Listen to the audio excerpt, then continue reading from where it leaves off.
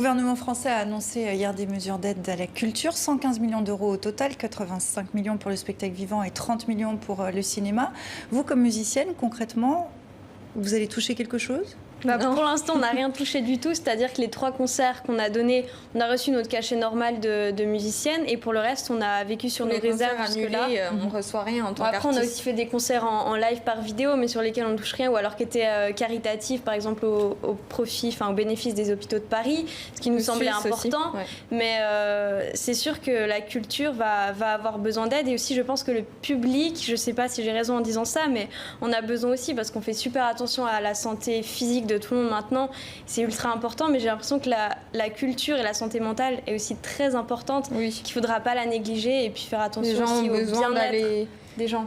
Passer un bon moment, je pense, et puis se changer les idées avec quelque chose de positif, et on l'a senti dans les concerts, ils ressortaient, voilà, on n'a pas pu aller à la rencontre de tout le monde forcément, mais en tout cas on a senti en voyant le public que les gens, ça leur faisait du bien, autant à nous qu'à eux, je pense, et ça aide à rester en forme aussi, je pense.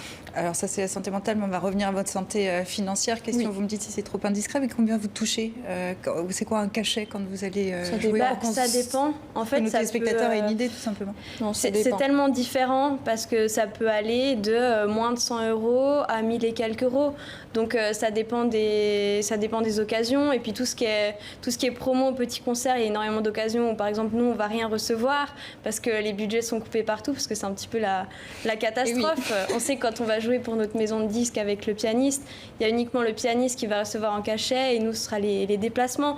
Donc en même temps, ça fait partie du jeu, et au quotidien, quand disons tout va bien avant le Covid, c'était viable parce qu'on avait des concerts assez pour vivre. Mais maintenant, l'industrie du disque est tellement impactée que même si on vend des albums, on ne peut pas en vivre. Donc c'est sûr que la situation est préoccupante. Il y a ce statut d'intermittente du spectacle en France, qui est un statut très français, qui a pas, évidemment, vous en bénéficiez, j'imagine, vous le soutenez ? Alors oui, tout à fait, je pense que c'est important. On est franco-suisse, on voit qu'il n'y a pas la même chose en Suisse. En Suisse qu'en France, mais en tout cas, on voit que ça aide beaucoup d'artistes, parce que voilà, on parle pour nous, mais il y a aussi beaucoup d'artistes qui habituellement ont déjà moins de concerts. On a la chance d'en avoir beaucoup. Il y a toutes les personnes dans l'ombre, les techniciens, ceux qui font les lumières. On a refait 3 concerts, ils nous ont dit merci 15 fois en fait.